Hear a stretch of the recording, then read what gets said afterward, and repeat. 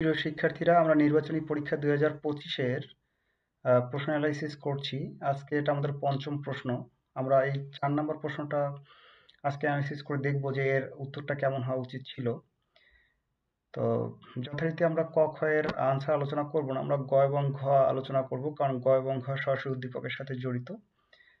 তো আমরা এখানে একটু প্রশ্নটা একটু দেখে নেই। এখানে উদ্দীপকটাতে দেওয়া আছে যে তিনটা কন্ডিশন। একটা হচ্ছে যে 50 মিলি 0.1 মোলার, এটা হচ্ছে তোমার অক্সালিক অ্যাসিড H2C2O4, আর 100 মিলি সালফিক অ্যাসিড লঘু সালফিক অ্যাসিডের মধ্যে 2.5 গ্রাম আয়রন টিউব, মানে একটা লোহার নল 2.5 গ্রাম পরিমাণ এখানে চুবাই দেওয়া আছে বা ডুবাই দেওয়া আছে।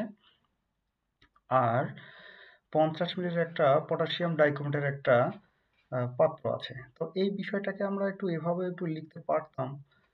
এই প্রশ্নটাকে যদি আমরা একটু এভাবে লিখতে চাইতাম তাহলে কিন্তু লিখতে পারতাম। সেটা হচ্ছে যে আমাদের প্রথম একটা পাত্র ছিল, এই পাত্রে কি আছে? এই পাত্রে আছে আমাদের অক্সালিক অ্যাসিড। কতটুকু আছে? অক্সালিক অ্যাসিডের ঘনত্ব 0.1 মোলার, আর এর পরিমাণটা হচ্ছে 50 মিলিলিটার। এইটা হচ্ছে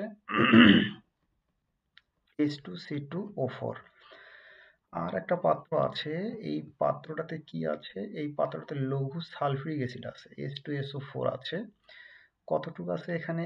100 মিলি পরিমাণ সালফিউরিক অ্যাসিড আছে, যেখানে 2.5 গ্রাম পরিমাণ একটা আয়রন নল, হ্যাঁ আয়রন নল বলতে আয়রন আর কি, লোহা আর কি এখানে চুবাই দেওয়া আছে। আর কি হচ্ছে, আর এখানে আর একটা পাত্র আছে, পাত্রটাতে হচ্ছে এরকম ভাবে এখানে 50 মিলি পরিমাণ পটাশিয়াম ডাইক্রোমেট দেওয়া আছে, K2Cr2O7 এভাবে দেওয়া আছে। এইরকম তিনটা পাত্র আছে, এখান থেকে মূলত প্রশ্নগুলো করেছে। আমরা প্রশ্নগুলো একটু দেখি। এখানে বলছে যে 1 এবং 2 নম্বর দ্রবণের বিক্রিয়া, তার মানে এটা হচ্ছে আমাদের 1 নম্বর ছিল, এইটা আমাদের 2 নম্বর ছিল, এইটা হচ্ছে আমাদের 3 নম্বর ছিল।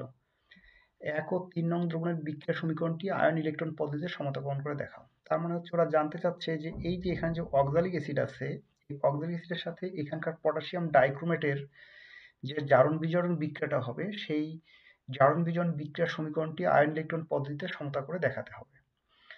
তা তোমরা যারা জারণ বিজারণ বিক্রিয়া সম্পর্কে খুব ভয়ে থাকো, তার জন্য কিছু পরামর্শ থাকবে এই প্রশ্নটাতে। তোমরা এই পরামর্শগুলো যদি ফলো করো তাহলে আশা করি যে জারণ বিজারণ বিক্রিয়া খুব একটা কঠিন লাগবে না। আচ্ছা, আর ঘ নম্বরে বলছে উদ্দীপকের 3 নম্বর দ্রবণের 20 মিলি দিয়ে, অর্থাৎ এই দ্রবণটার এখানে 50 মিলি আছে, এর মধ্যে থেকে 20 মিলি ব্যবহার করবে। 20 মিলি ব্যবহার করে কি করবে? 2 নম্বর দ্রবণের 10 মিলি দ্রবণকে, তার মানে এখান থেকে আবার 10 মিলি একটা দ্রবণ নেবে, নিয়ে কি করবে? টাইট্রেশন করবে মনে হয়, পুনর্জারিত করা গেলে আয়রন টিউবের পরিমাণ নির্ণয় করো। আমরা ঘ নম্বরটা একটু পরে দেখবো, আগে আমরা একটু গ নম্বরটা একটু দেখে নেই। তো একটা বিষয় খেয়াল করে দেখো, অক্সালিক অ্যাসিডের সাথে পটাশিয়াম ডাইক্রোমেটের জারণ বিজারণ বিক্রিয়া সমীকরণটা কিভাবে সমতাপন্ন করা যায় সেটা আমরা একটু দেখি। তো এখানে মূল বিষয়টা হচ্ছে এরকম যে পটাশিয়াম ডাইক্রোমেট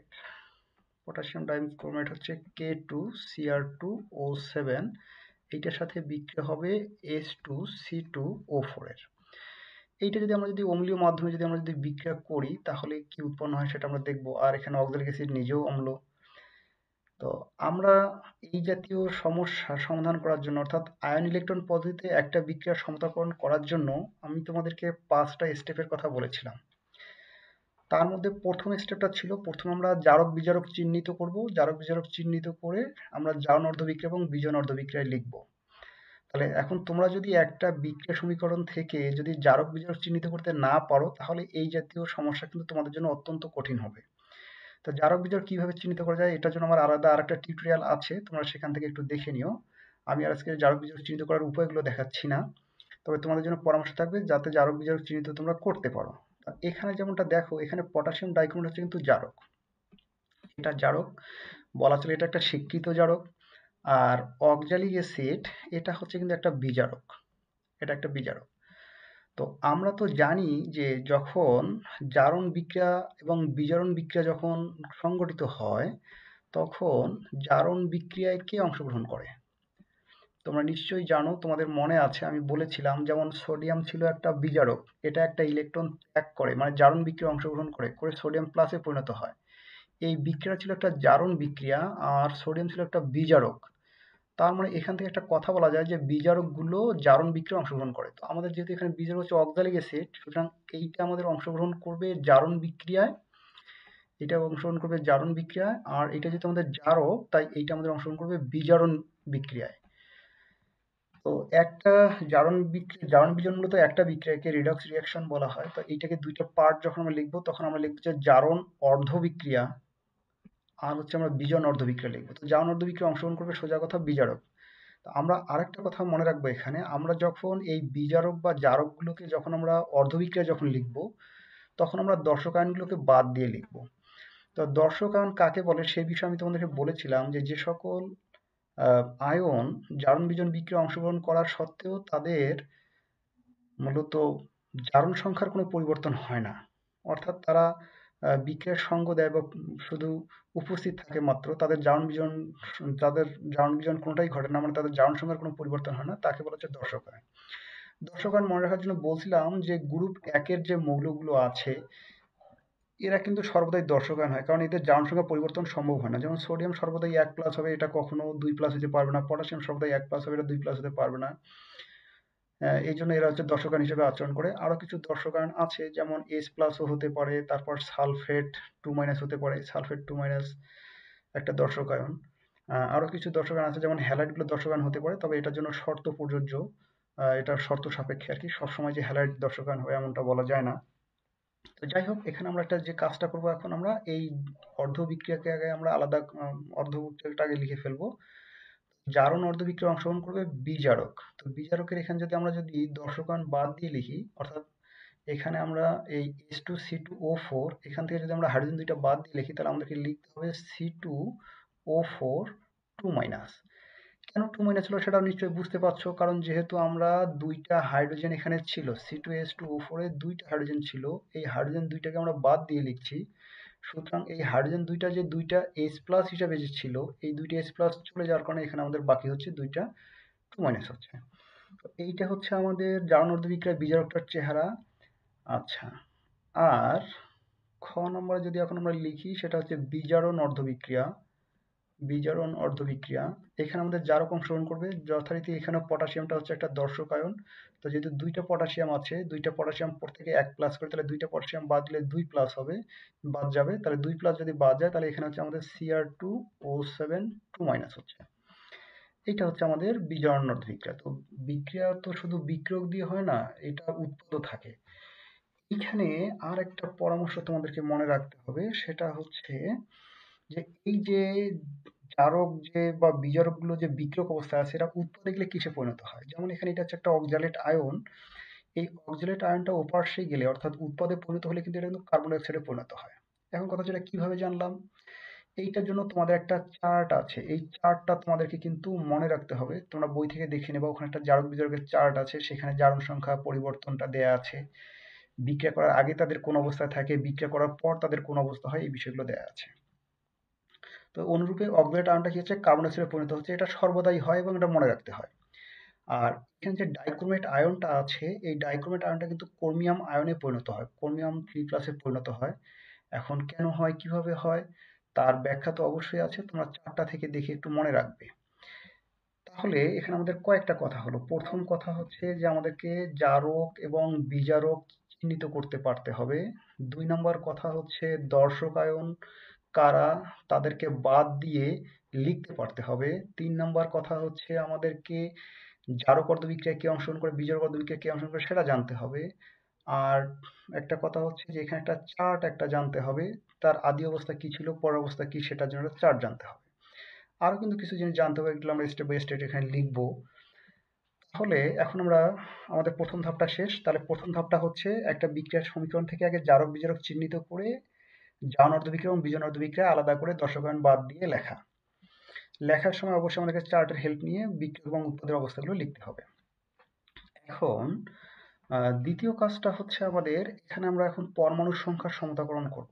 এই স্টেপটার আমরা নাম দিচ্ছি, এই স্টেপটার আমরা নাম দিলাম যে জারক বিজারক পৃথকীকরণ করে লেখা, জারণ আর বিজারণ অর্ধবিক্রিয়া লেখা আর কি, বিজারণ অর্ধবিক্রিয়া লেখা আছে। আমরা দ্বিতীয় স্টেপটার নাম দিই, এখন আমি ডিটেলস আর লিখবো না, শুধু ক খ লিখবো। তাহলে কতে আমার ছিল জারণ অর্ধবিক্রিয়া, তাহলে এখানে কি ছিল, এখানে ছিল C2O4 2- ছিল, আর এইটা এখানে কিসে পরিণত হয়েছে, কার্বন ডাই অক্সাইডে পরিণত হয়েছে। আর খতে কি ছিল, খতে ছিল Cr2O7 2- ছিল, এইটা এখানে আমাদের ক্রোমিয়াম 3+ পরিণত হয়েছে। তো আমাদের এই দ্বিতীয় স্টেপের আমরা নাম দিচ্ছি পরমাণুর সংখ্যা সমতাকরণ করা। কিভাবে করতে হয় দেখো, পরমাণুর সংখ্যা সমতা করা। সমতা কিভাবে করতে হবে, এখানে একটা বিষয় খেয়াল করে দেখো, আমরা কখনোই কিন্তু সমতা করার সময় কিন্তু আমরা নিচে দেই না। যেমন আমরা কার্বন ডাই অক্সাইড এভাবে লিখি, আমি যদি সমতা করি তাহলে আমাদের কিন্তু সামনে কিন্তু দিতে হয়, কখনো আমরা নিচে কিন্তু দেই না। সেটা কিরকম হচ্ছে, এখানে দুইটা কার্বন আছে, এখানে দেখা যাচ্ছে একটা কার্বন আছে, তাহলে এখানে আমাদেরকে 2 দিতে হবে। আমরা কখনো কিন্তু এভাবে কিন্তু 2 কিন্তু এখানে কিন্তু দেবো না, ওখানে 2 দিলে কিন্তু ভুল হয়ে যাবে। তাহলে আমরা সবসময় কি করবো, মূল সংখ্যা দিয়ে আর কি সমতা করব। এখানে অক্সিজেন আছে 4টা, এখানে 2 দুগুণে 4টা অক্সিজেন আছে, সুতরাং অক্সিজেন এখানে মিলে গেছে, অক্সিজেন আর মেলানোর প্রয়োজন নাই। এখানে ক্রোমিয়াম আছে 2টা, এখানে ক্রোমিয়াম আছে 1টা, তাহলে সামনে একটা 2 দিতে হচ্ছে। আর এখানে অক্সিজেন আছে 7টা, কিন্তু এখানে কোনো অক্সিজেন নেই। তা এই অক্সিজেন যে নেই, অক্সিজেন সমতার একটা বিশেষ নিয়ম আছে। অক্সিজেন সমতার বিশেষ নিয়মটা হচ্ছে যে, যে পাশে অক্সিজেন কম আছে সেই পাশে অক্সিজেনের সমান সংখ্যক পানি দেবো। তাহলে কি হচ্ছে, একটা অক্সিজেন সমান হচ্ছে 1 অণু পানি লিখবো আগে, ঠিক আছে। এই পাশে যেহেতু 7টা অক্সিজেন আছে, এই পাশে কোনো অক্সিজেন নেই, তাহলে এই পাশে যোগ দিয়ে আমরা এখন এখানে 7 অণু পানি লিখবো। এখন 7 অণু পানি লিখতে গিয়ে দেখো, অক্সিজেন সংখ্যা সমতা হলো ঠিকই, কিন্তু এখানে 7 দুগুণ 14টা হাইড্রোজেন কিন্তু বেশি লিখে ফেলছি। তার আবার কি হবে, এটাও তো পরিশোধ করে দিতে হবে, কারণ এই স্টেপটার নামে হচ্ছে পরমাণু সংখ্যা সমতাকরণ করা। এই জন্য এই পাশে যেহেতু 14টা হাইড্রোজেন বেশি লিখে ফেলছি, তাই এই পাশে এখন আমি মাইনাস দিয়ে 14টা হাইড্রোজেনকে H+ হিসাবে লিখতেছি, লিখে পরিশোধ করে দিচ্ছি। এটা মনে রাখতে হবে। তাহলে আমরা এখানে কি করলাম, আমরা যেটা করলাম সেটা হচ্ছে, যে পাশে অক্সিজেন কম থাকবে সেই পাশে যতগুলো অক্সিজেন কম আছে তত অণু পানি লিখবো, আর তার বিপরীত পাশে তার দ্বিগুণ সংখ্যক আমরা H+ দিব। আচ্ছা, এখন আমাদের তৃতীয় স্টেপ। আমরা তৃতীয় স্টেপ আমি বারবার লিখছি না, এটা আমার হচ্ছে দ্বিতীয় স্টেপ। তৃতীয় স্টেপটা হচ্ছে ইলেকট্রন ত্যাগ বা গ্রহণ দেখাবো। ইলেকট্রন ত্যাগ করলো না গ্রহণ করলো, করলে কয়টা করলো সেটা দেখাবো। ত্যাগ বা গ্রহণ এটা এখন দেখাবো। এই ত্যাগ বা গ্রহণ দেখাতে গেলে তোমাদেরকে আর একটা বিষয় সম্পর্কে জানতে হবে, সেটা হচ্ছে যে তোমাদেরকে জারণ সংখ্যার কনসেপ্ট কিন্তু ক্লিয়ার রাখতে হবে। অর্থাৎ তাহলে তোমরা আরেকটা কাজ হলো যে, যে কোনো মৌলের জারণ সংখ্যা কত সেইটা যেন তোমরা বুঝতে পারো, তাহলে জারণ সংখ্যা সম্পর্কে তোমাদের একটা স্পষ্ট ধারণা রাখতে হবে। তো জারণ সংখ্যার ধারণা কিভাবে রাখা যায়, একটা বিষয় খেয়াল করে দেখো, আমরা যদি একটু দেখি তাহলে দেখবো যে এই যে যৌগগুলো যে আছে, এই যৌগগুলোতে প্রত্যেকের মাথায় মাথায় আমরা তার জারণ সংখ্যাগুলো যদি লিখি, তাহলে কিভাবে লেখা যায় আমি একটু তোমাদের একটু লিখে একটু দেখাচ্ছি। মনে করা যাক যে এই কালিটাই নিলাম। এখানে কার্বনের জারণ সংখ্যা কত সেটা আমরা বের করতে চাই। তো বিষয়টা হচ্ছে এরকম যে, এখানে C2O4 2- দেয়া আছে। তা ধরা যাক যে কার্বন জারণ সংখ্যা হচ্ছে x, যেহেতু দুইটা কার্বন তাহলে হচ্ছে 2, প্লাস অক্সিজেন জারণ সংখ্যা সর্বদাই মাইনাস ব্যবহার করবো, -2 ব্যবহার করবো আমরা, যেহেতু 4টা আছে তাই গুণন হচ্ছে 4। আর এইটা সমান নাকি হচ্ছে তার অনুরূপ চার্জের সমান, তাহলে এখানে যেহেতু 2- আছে তার চার্জ, তাহলে এটা -2। তাহলে এখানে হচ্ছে 2x মাইনাস হচ্ছে 8 ইকুয়াল হচ্ছে -2, 2x ইকুয়াল হচ্ছে +6, যদি -8 বসে যায় +6, অর্থাৎ x সমান হচ্ছে +3। তার মানে হচ্ছে যে এখান থেকে আমরা স্পষ্ট দেখতে পাচ্ছি যে এখানে একটা কার্বনের জারণ সংখ্যা হচ্ছে +3, কিন্তু এই পাশে কার্বনের জারণ সংখ্যা কত, এই পাশে কার্বনের জারণ সংখ্যা যদি আমরা হিসাব করে দেখি, তাহলে এখানে অক্সিজেনের জন্য হচ্ছে, একটার জন্য হচ্ছে -2, দুইটার জন্য হচ্ছে -4, তাহলে কার্বনটা অবশ্যই হচ্ছে +4। তাহলে এখানে কি হয়েছে, এখানে এই পাশে কার্বন ছিল +3 জারণ সংখ্যা অবস্থায়, আর এখানে সেটা কিন্তু +4 অবস্থায়। তো এখানে তাহলে কি ঘটলো, এখানে যেটা ঘটলো সেটা হচ্ছে, আমরা একটা ট্রিক্স একটা মনে রাখতে পারি এখানে। এখানে সেই ট্রিক্সটা হচ্ছে এরকম যে, আমরা একটু বাম বিয়োগ ডান করে নেব। তার মানে হচ্ছে বাম পাশের জারণ সংখ্যা বিয়োগ হচ্ছে ডান পাশের জারণ সংখ্যা। তো বাম পাশে কত ছিল, +3 ছিল, বাম পাশে +3 ছিল, ডান পাশে কত হয়েছে, +4 হয়েছে। আমরা কি করবো, এটা আমরা বিয়োগ করবো, যদি বিয়োগ করি তাহলে কি হচ্ছে, -1 হচ্ছে। তার মানে হচ্ছে এই অক্সালেট আয়নটা যখন কার্বন ডাইঅক্সাইডে পরিণত হয়েছে, তখন প্রত্যেকটা কার্বনের জন্য জারণ সংখ্যার পরিবর্তন হয়েছে -1, মানে প্রত্যেকটা কার্বন একটা করে ইলেকট্রন ত্যাগ করছে। তো যেহেতু এখানে দুইটা কার্বন আছে, এখানে দেখো দুইটা কার্বন আছে, তাহলে আমরা বলতে পারি এখানে দুইটা ইলেকট্রন ত্যাগ করেছে, তাই এটা আমরা 2 ইলেকট্রন এভাবে আমরা লিখছি। এভাবে কিন্তু জারণ সংখ্যা হিসেব নিকেশ করে বা জারণ সংখ্যার একটা স্পষ্ট ধারণা থাকলে, একটা জারণ বিজন বিক্রিয়ায় কয়টা ইলেকট্রন ত্যাগ ঘটেছে না গ্রহণ ঘটেছে সেটা কিন্তু আমরা বুঝতে পারবো। যদি এখানে আমাদের মাইনাস আসলে আমরা বলবো যে গ্রহণ হয়েছে, আর যদি প্লাস হয় তাহলে কিন্তু তোমার মাইনাস হওয়ার কারণে এটা আমরা বুঝতে পারি যে ত্যাগ হয়েছে, আর প্লাস হলে কিন্তু গ্রহণ হয়েছে, এটা কথা বলা যায়। এখন আমরা ডাইক্রোমেট আয়নটার ক্ষেত্রে একটু দেখি। ডাইক্রোমেট আয়নটার ক্ষেত্রে যা ঘটলো তা হচ্ছে এরকম যে এখানে এই ক্রোমিয়ামের জারণ সংখ্যা হচ্ছে 7 দুগুণ 14 থেকে 2 গেলে হচ্ছে 12, 12কে 2 দিয়ে ভাগ করলে 6, এখানে হচ্ছে ক্রোমিয়াম হচ্ছে +6। অথচ ওই ক্রোমিয়াম এপাশে আসার পর কিন্তু +3 তে পরিণত হয়েছে।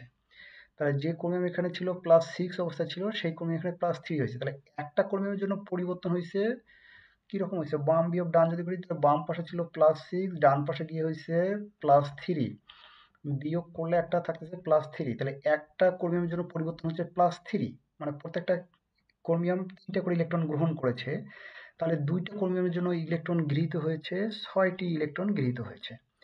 এইভাবে কিন্তু ইলেকট্রন ত্যাগ বা গ্রহণ দেখাতে হবে। তাহলে ইলেকট্রন ত্যাগ বা গ্রহণ দেখাতে গেলে তোমাদেরকে অবশ্যই জারণ সংখ্যা সম্পর্কে একটা স্পষ্ট ধারণা থাকতে হবে, এবং একটা যৌগ দেখা মাত্র বলে দিতে হবে এর জারণ সংখ্যা কত। তাহলে কিন্তু এই কাজটা দ্রুত হবে। তো যাদের জারণ সংখ্যায় ঘাটতি আছে তোমরা জারণ সংখ্যার ঘাটতিটা পূর্ণ করে নেবে। আচ্ছা, এখন আমরা নেক্সট স্টেপে যাই। নেক্সট স্টেপটা হচ্ছে যে আমাদের 4 নম্বর স্টেপটা হচ্ছে যে এখানে আমরা এখন ইলেকট্রন আদান প্রদান দেখাবো, অর্থাৎ কয়টা ইলেকট্রন গৃহীত হলো না ত্যাগ হলো সেই বিষয়টা এখন দেখাবো। তো এইটা দেখানোর জন্য আমরা কি করব, এইটা দেখানোর জন্য আমরা যে কাজটা করব সেটা হচ্ছে এরকম যে এইটা একটা সমীকরণ যদি আমরা বিবেচনা করি আর এটা যদি আর একটা সমীকরণ বিবেচনা করি, তাহলে দেখো আমরা এই সমীকরণের তাহলে আমাদের 4 নম্বর নামটা আগে দিয়ে দেই। তাহলে আমার 4 নম্বর স্টেপটা হচ্ছে ইলেকট্রন সমতাকরণ। একটা বিষয় খেয়াল করে দেখো, আগেরটা কিন্তু ছিল ইলেকট্রন ত্যাগ বা গ্রহণ দেখানো, আর এবার হচ্ছে ইলেকট্রন সমতাকরণ। ইলেকট্রন সংখ্যা সমান করতে হবে। তো এই জন্য আমরা কি করতে পারি, এই উপরের 1 নম্বর সমীকরণটাকে 2 নম্বরের যে ইলেকট্রন সংখ্যা আছে 6, এটা দিয়ে আমরা গুণ করতে পারি, অথবা এটাকে যদি আমরা 3 দ্বারাও গুণ করি তারপরে কিন্তু আমাদের 3 দুগুণে 6 কিন্তু হবে। তো যদি আমরা এটাকে 3 দ্বারা গুণ করি তাহলে আমাদের সমীকরণটা ফাইনালি হচ্ছে এরকম। ক নম্বরটাতে আমরা এইভাবে লিখতে পাচ্ছি যে C2O4 2 মাইনাস, মাইনাস হচ্ছে 3, এটাকে আমরা 3 দ্বারা গুণ করছি, 3 দ্বারা গুণ করছি। তাহলে হচ্ছে 3 দুগুণ 6 ইলেকট্রন। তো শুধু তো ইলেকট্রন গুণ করলে হবে না, এর সামনে তো 3 দিতে হবে। তাহলে 3 অক্সালেট মানে হচ্ছে 6 ইলেকট্রন। আর শুধু তাই না, এপাশে হবে 2 ছিল আগ থেকে, তাহলে 3 দুগুণে এপাশে হচ্ছে 6 কার্বন ডাই অক্সাইড। এটা হচ্ছে ক নম্বর বিক্রিয়া। খ নম্বর বিক্রিয়াটা কিরকম হবে, এখানে তো 6 ইলেকট্রনই আছে, তাহলে একে 1 দ্বারা গুণ করলেই হবে। 1 দ্বারা গুণ করলে এটা হচ্ছে Cr2O7 2 মাইনাস, মাইনাস হচ্ছে 6 ইলেকট্রন, প্লাস হচ্ছে 14H প্লাস, আর এইটা এপাশে এসে হচ্ছে 2Cr3 plus chromium ion, plus হচ্ছে 7 অণু পানি হচ্ছে। তো এই হচ্ছে আমাদের মোটামুটি 4 নম্বর স্টেপটা। এটা খুবই সোজা। এটা আমরা আরো একটা কাজ করতে পারতাম, এই সমীকরণকে 6 দ্বারা গুণ করতাম আর এই সমীকরণকে আমরা 2 দ্বারা গুণ করতাম। তো তখন 6 দুগুণে 12, 12 করে হতো ইলেকট্রন। তা মোটামুটি একটু বেশি হয়ে যেত, উম, বড় হয়ে যেত আর কি। তো এটাকে এই জন্য আমরা 3 দ্বারা গুণ করে 3 দুগুণে 6 ইলেকট্রন পেয়েছি, আর এটাকে 1 দ্বারা গুণ করেছি, মানে আনুপাতিকভাবে আর কি কমাই দিছি। এখন আমাদের 5 নম্বর স্টেপটা, 5 নম্বর স্টেপটার আমরা নাম দিতে পারি এই সমীকরণ দুটি এখন আমরা যোগ করব। তারপর কি করব, যোগকরণ করব। যোগ করলে এই দুটো এখন আমাদের যোগ করতে হবে। যোগ করলে কি হবে, Cr2O7 2 মাইনাস, প্লাস হচ্ছে 3C2O4 2 মাইনাস, আর এটা তো প্লাস হবে, এই যে এখানে প্লাস ছিল, প্লাস হলে প্লাস 6 ইলেকট্রন আর মাইনাস 6 ইলেকট্রন তো চলে যায়, গেলে কি থাকে আর প্লাস 14H প্লাস থাকে। আর এই পাশে কি হয়, এই পাশে হয় 2Cr3 প্লাস, প্লাস হচ্ছে 6 কার্বন ডাই অক্সাইড, প্লাস হচ্ছে 7 অণু পানি হয়। তো এই হচ্ছে মোটামুটি সমীকরণটা সমতাকরণ। এখন সমতাকরণ হলো কিনা আমি তোমাদেরকে বলছিলাম যে সেটাও বুঝবার একটা উপায় আছে, নিশ্চয়ই তোমাদের সে কথাও মনে আছে। তো আমরা সেটা কিভাবে বুঝবো, সেটা আমরা এইভাবে বুঝবো, আমরা বাম বিয়োগ ডান, আচ্ছা বাম পাশের মোট আর ডান পাশের মোট কি করব, আমরা মোল গুণন চার্জ, মোল গুণন চার্জ করে দেখবো যে অনুরূপ হয় কিনা।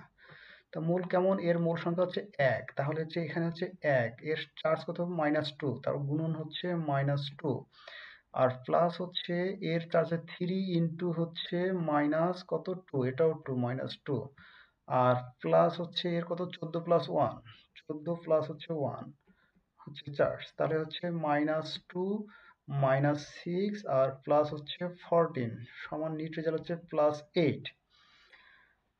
8 তো না 6 হচ্ছে, কেমন করে হচ্ছে 6, আর এখানটা হচ্ছে 6 আর 2 8, 8 থেকে 14 বাদ গেলে হচ্ছে 6, 8 6 14। আচ্ছা, আর ডান পাশে কি হচ্ছে, ডান পাশে দেখা যাচ্ছে 2 ক্রোমিয়াম, এর চার্জ হচ্ছে +3, প্লাস হচ্ছে 6 কার্বন ডাইঅক্সাইড, চার্জ 0, প্লাস হচ্ছে 7 পানির অণু, চার্জ 0। তাহলে 3 দুগুণ হচ্ছে +6। তো যেহেতু এই পাশে +6, এই পাশে +6, তার মানে এই কাজটা ঠিক আছে। তো আশা করি এই স্টেপগুলো কিভাবে করতে হয় তোমরা তা বুঝতে পেরেছো। তোমাদের যেখানে যেখানে ঘাটতিগুলো আছে, ঘাটতিগুলো পূর্ণ করতে হবে। আমি আরেকবার একটু বলে দেই স্টেপগুলো কিরকম ছিল। যে তোমাদেরকে প্রথমে একটা বিক্রিয়া থেকে জারণ বিজারণ বিক্রিয়ার আগে জারক বিজারককে চিহ্নিত করতে পারতে হবে, তারপর সেখানে জারণ দ্রবীকে বিজারণ দ্রবীকে আলাদা করে লিখতে হবে। আর এই জন্য তোমাদেরকে জারক বিজারক কিভাবে চিহ্নিত করতে হয় সেটা জানতে হবে, দর্শকায়ন কাকে বলে সেটা জানতে হবে। আর কি জানতে হবে, আরো জানতে হবে একটা চার্ট, একটা কথা বললাম সেই চার্টটার কথা জানতে হবে। চার্টের কথা জানার পর জারণ সংখ্যা কিভাবে নির্ণয় করতে হবে তা জানতে হবে। এগুলো যদি তোমরা জানো তাহলে খুব সহজে পাবে ইনশাল্লাহ। তো আশা করি তোমরা বুঝতে পেরেছো। তোমাদেরকে অনেক ধন্যবাদ।